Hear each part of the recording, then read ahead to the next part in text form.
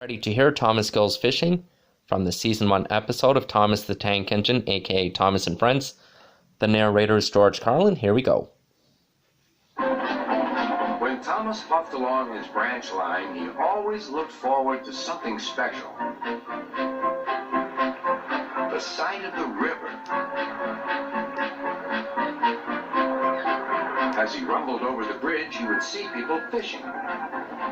Thomas often wanted to stay and watch, but his driver said no. What would Sir Topham Hatt say if we were late? Every time he met another engine, he would say, "I want to fish."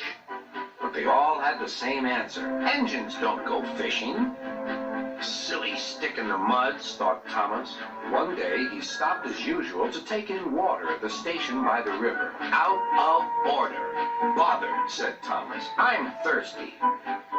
"Never mind," said his driver. "We'll get some water from the river."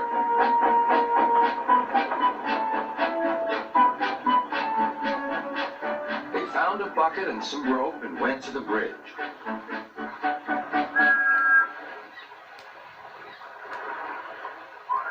Then the driver let the bucket down to the water. The bucket was old and had 5 holes, so they had to fill it, pull it up, and empty it into Thomas's tank as quickly as they could, several times over.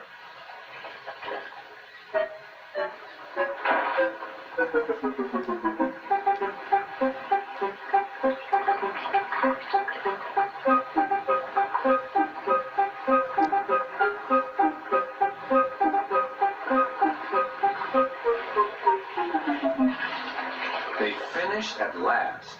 "That's good, that's good," puffed Thomas, and Annie and Clarabelle ran happily behind.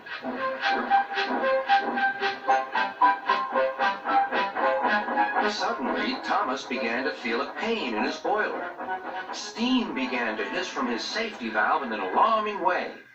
"There's too much steam," said his driver. "Oh dear," groaned Thomas. "I'm going to burst! I'm going to burst!" They damped down his fire and struggled on. "I've got such a pain! I've got such a pain!" Thomas hissed.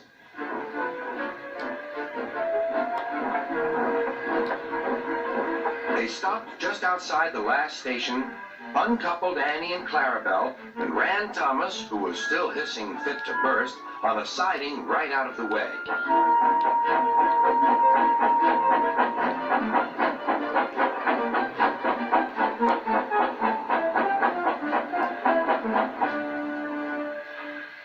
Then, while the conductor telephoned for an engine inspector, the driver found notices in large letters which he hung on Thomas in front and behind.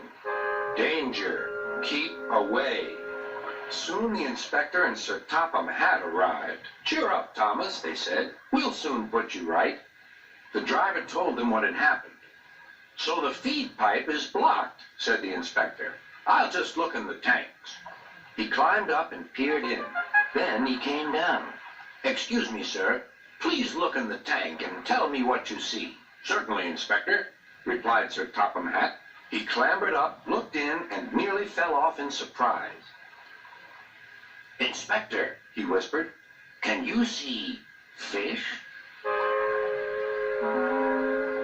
"Gracious goodness me! How did the fish get there, driver?" "We must have fished them from the river with our bucket," replied Thomas's driver. "Well, Thomas, so you and your driver have been fishing, but fish don't suit you. We must get them out."